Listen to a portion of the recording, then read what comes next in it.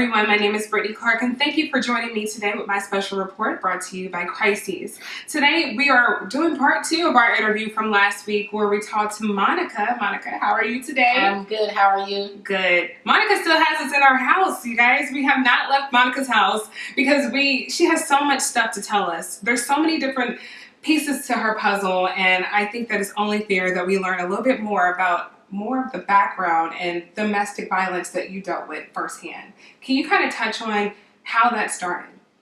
Well, Brittany, when I was 18, I thought I was grown. Yeah. So I made the decision to move out of the safety of my sister's home and move in with my boyfriend at that time. Mm.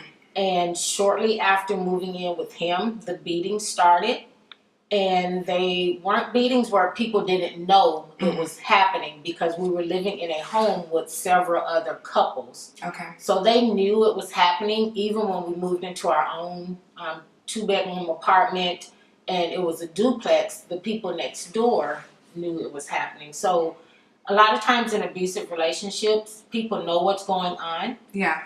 But they don't say anything. Mm-hmm. I literally was running out of our apartment one day and ran into the apartment of the people next door. He came in and dragged me out, continuously beating me while they watched. Said nothing, did nothing. And after a miscarriage, I knew it was time for me to go. Yeah. And in other occasions of abusive relationships, I was driven out to a field in my car, made to take my shirt off, and I was beaten with a whip. A whip that you would see cattlemen keeping their cattle in line. No way. So I was beaten with a whip. I was expected to take it like a man, not cry about it, not say anything about it, not tell anyone about it. And this is what he was saying to you? This is what he was saying, and this was the expectation.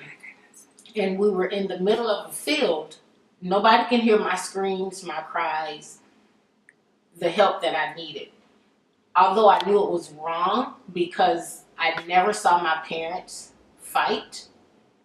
I knew this was not a healthy relationship, but I stayed. That mentality at that time was just stay. It'll get better, he'll change.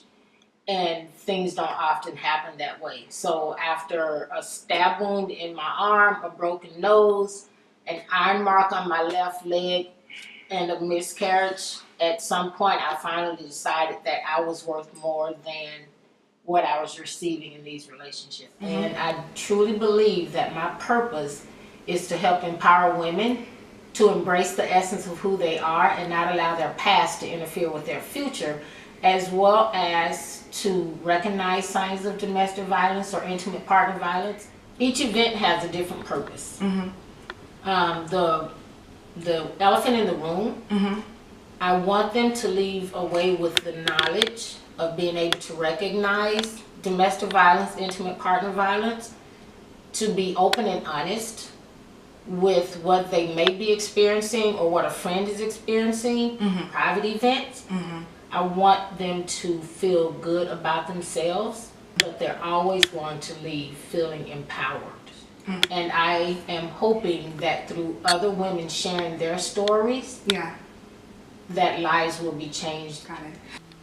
Thank you guys so much for joining us today. Now, if you guys want to follow Monica, learn a little bit more about her journey, some of her upcoming events, or even find out about some of her new projects, Monica, tell them where they can follow you at. My website is www.loveyourselftolife.co. And on that website, I share different blogs, different events that I'm involved in the community. And you can also find out about my new project, which is a survivor stories book.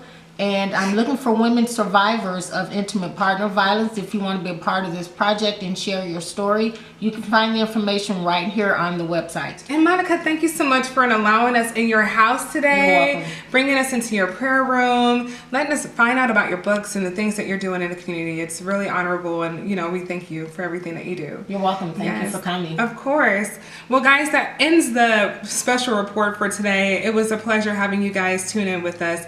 Until next time, my name is Brittany Clark with my special report. Back to you guys in the studio.